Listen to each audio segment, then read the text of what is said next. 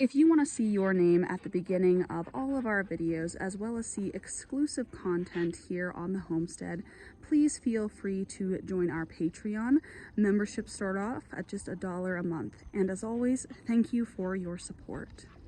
Hey y'all, it's Maddie from the Itty Bitty Homestead Committee, and today we are going to talk about what is the right breed of rabbit for you to get. So let's hop into it.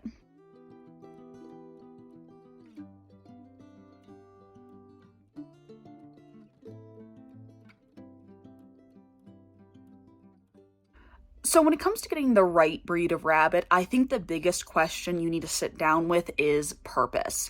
Are you breeding for meat? Are you breeding for show? Are you getting a pet? How much rabbit experience do you have?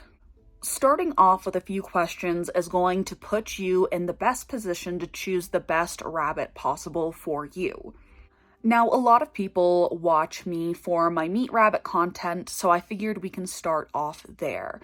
Now, if you are looking at getting into meat rabbits and this is your first time ever, the first thing I recommend is either looking into getting Californians and New Zealands. Those are going to be the best place for you to start because you can find great stock at a relatively low price. And because they are so common, Lord forbid anything happened to that stock, it's easy to find replacements. Especially in your first year or so raising rabbits, so many things can go wrong. So it's better to start off with something that's replaceable than to start off with something like a rare heritage breed and putting a crap ton of money into it, only for you to run into problems.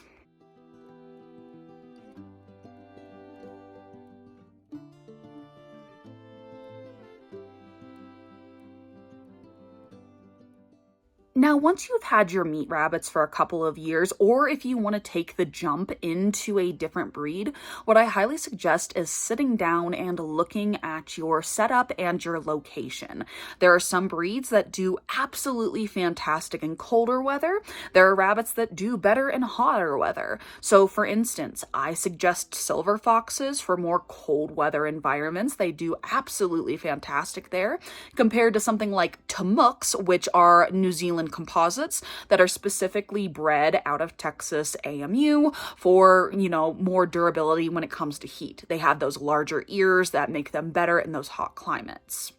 Just like I'm kind of trepidatious about having any kind of lops in my barn, especially during the winter, where I worry about frostbite. And although I've had breeders assure me that that's not something they worry about, it's still something I worry about. Now, of course, if you're raising for meat rabbits, you can always look into crosses. A lot of people talk about hybrid vigor. That being said, that is not my favorite choice because there's so much that can go into play when it comes to bad crosses. When you're looking at meat to bone to feed ratios, when you're looking at size and grow out, sometimes the best place to start is the tried and true good breeds that have been raised for meat for centuries.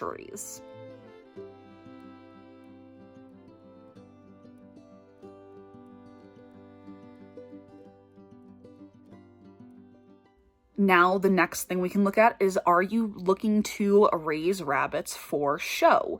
Now, when looking at show rabbits, a lot of times you have to find a breed that you are passionate about.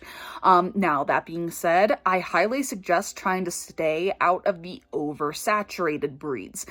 So staying out of lops, staying out of mini recs. And the reason why I say that is because those breeds are so oversaturated, you can find a lot of crap. Again, start with something like Californians and New Zealands and do your research into the more niche breeds. And if you want to do something that's more popular, take your time in finding absolutely fantastic stock. We live in a world where everyone wants instant gratification by getting stock time now brown cow, and a lot of times they end up disappointed and getting things that are labeled as show quality, when in reality they aren't show quality and they just end up disappointed at the show table. Find a network, find a club, find people to surround yourself with mentors that can help you build a show barn that's worth having so you're not wasting money.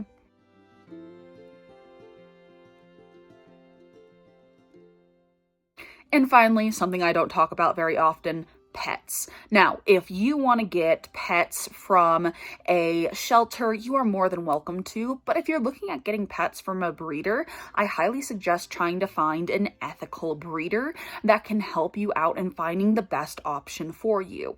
And a lot of times when we are looking at pet breeds, we're looking at more of companion breeds. We're looking at smaller dwarf breeds and not looking at these bigger meat breeds that are a little more standoffish in personality. Now, something I advise most pet people away from are any kind of wool breeds. Lion heads, Jerseys, Angoras. Most people are not equipped to deal with a wool breed. They don't know proper grooming, and they also can't keep up with it. And they don't understand that rabbits are very easy to mat if they are a wool breed. So if you're looking for a pet, I suggest finding an ethical breeder that is breeding something like Netherlands or Mini Rex or, Lops of some kind. Just stay away from the Breton Petites. Please stay away from the Breton Petites. They will eat you. They are crack squirrels. And then there are also other breeds you can look at. Giant breeds are a lot of fun. Just stay away from the checkered giants. Those guys are nuts. Flemish giants are gorgeous. They're beautiful. They make great pets. Giant chins also make great pets. So there is a large variety of what you can kind of look at when it comes to pet breeds.